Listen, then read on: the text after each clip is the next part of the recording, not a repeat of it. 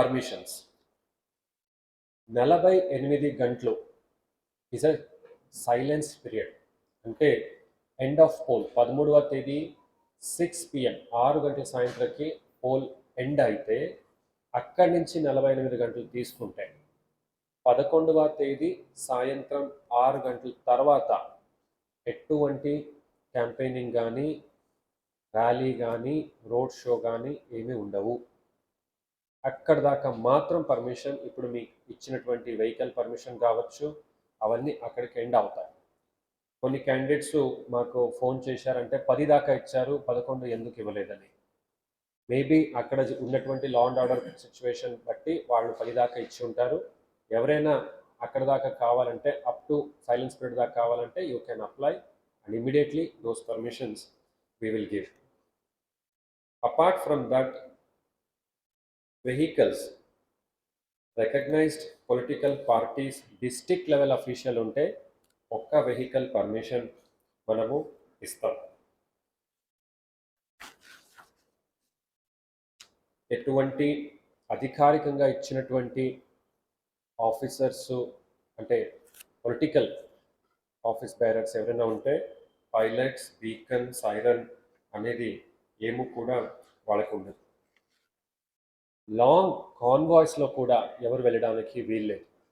10 vehicles కింద ఎక్కువ ఉండడానికి వీల్లేదు. అవి సెక్యూరిటీ వెహికల్స్ తప్ప, ఓన్లీ యూటిలైజ్ చేస్తున్నటువంటి వెహికల్స్. కనుక అట్లా వెళ్ళాలంటే అది 100 మీటర్కి బ్రేక్ చేసుకొని కాన్వాయ్లు ముందుకెళ్తాయి. జిల్లాలో కేంద్ర బలగాలు కూడా వస్తూ ఉన్నాయి. ఎస్పీ గారు కొన్ని నిమిషాల్లో వస్తారు. ఆయన సీఎం గారి బందోబస్తుకి వెళ్ళాలి కాబట్టి ఆయన వచ్చి ఆయన తరపు నుంచి చెప్పాల్సింది చెప్పి వెళ్తారు. ఇవి డిప్లాయ్మెంటు చేస్తూ ఉన్నాము. లా అండ్ ఆర్డర్ పరంగా కూడా పోలీస్ వాళ్ళు జనరల్ లా అండ్ ఆర్డర్ చూసుకుంటే కేంద్ర బలగాలు స్ట్రాంగ్ రూము, మనం ఐడెంటిఫై చేసినటువంటి critical polling station from law and order perspective అది చేస్తారు. ఇది కాకుండా చాలామంది క్యాండిడేట్స్ మాకు లేఖలు రాయటం జరిగింది.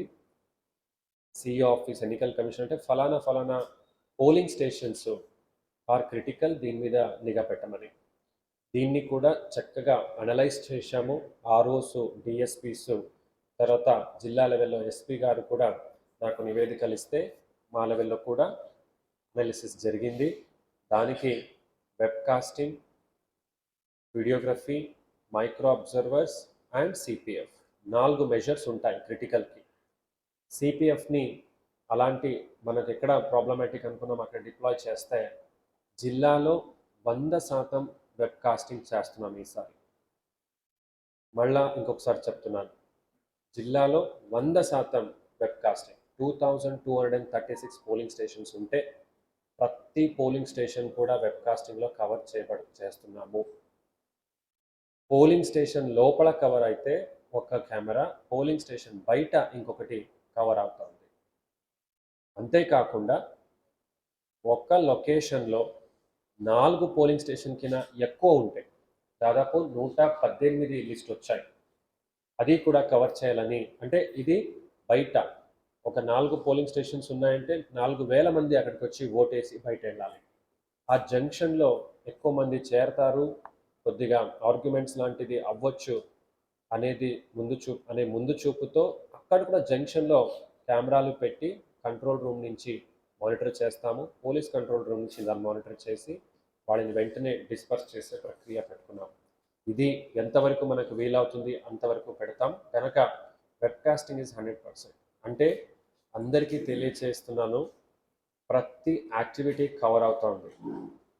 ఎవరైనా ఎటువంటి మిస్చీఫ్ చేయాలని, చేస్తామని, చేశారని తెలిస్తే యాక్షన్ మాత్రం 15 నిమిషాలు కాదు, 8-10 నిమిషాల లోపల ఆ పాయింట్కి చేరతాము. And the action will be extremely severe. And I'm warning that nothing of that sort should happen, and I believe that all of you will conduct in a very peaceful and civilian manner.